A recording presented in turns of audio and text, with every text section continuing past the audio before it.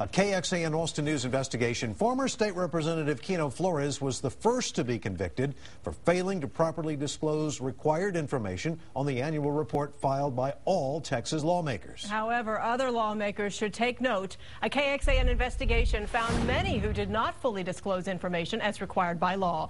Nancy Wilson joins us now with the story. Nancy? Well, the personal financial statement filed by each lawmaker requires them to disclose business affiliations, real estate, stock and bonds, loan and leases, and gifts, among other things. Now, some follow the disclosure to the letter of the law. Others, not so much. At least that's what we found in our investigation.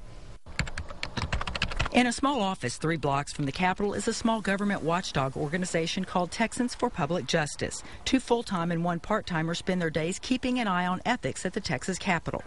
This has been a big year for ethics problems in Texas. We've had a number of lawmakers that have been indicted, that have pled guilty to serious charges, that have been convicted. We've got more trials coming up down the road.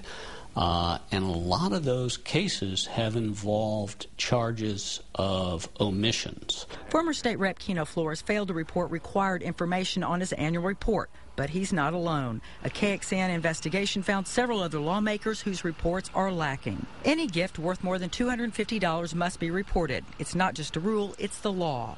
State Senator Jeff Wentworth, whose district covers Hays County and part of Travis, didn't report a $400 gift certificate from Capra and Cavelli from members of the Senate Jurisprudence Committee. And that's not all. The law says any loan or lease for more than $1,000 must be listed, but Wentworth didn't mention he leases a Lexus. A lease in the past 2 years cost more than $42,000 of his donors' money. And then there's the discrepancy in the listing of board of director positions. Wentworth listed positions he doesn't hold and failed to list positions he does. For example, he claims to be on the board of directors of the 12th Man Foundation at Texas A&M. According to their website and tax filings, he's not. But Wentworth's biggest problems may come from what he didn't report. He failed to report that he's a trustee of the World Affairs Council of San Antonio, an organization that's received more than $45,000 from Wentworth's campaign funds. Wentworth also didn't disclose some business adventures on his last few reports. He and some partners formed All-American Residential Protection. He didn't disclose the business nor his partnership in Plains Title Company. Most recently, he failed to list a company called Patriot Family.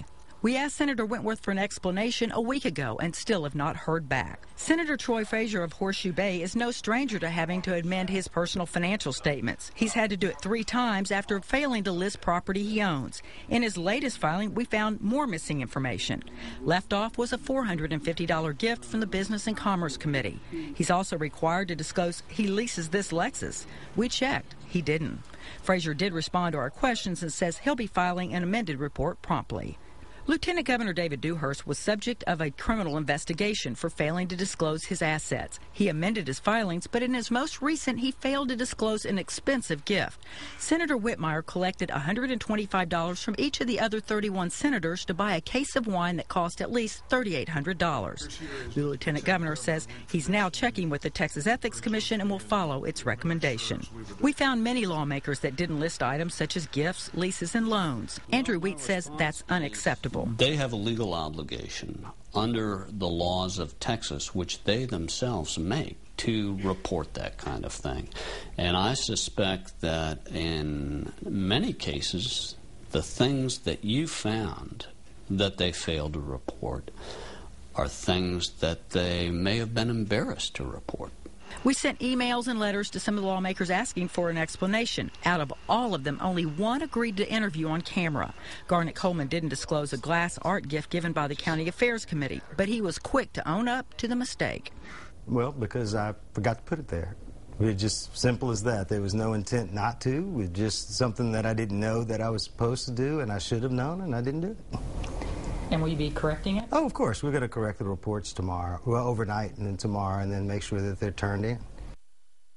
And the responses we received from other lawmakers range from they didn't think they needed to report the items to blaming others for their oversight. Some simply didn't even respond to our letters or emails. If you want to read the full responses from those who did reply and also see the lawmakers' annual filing, log on our website at KXAN.com.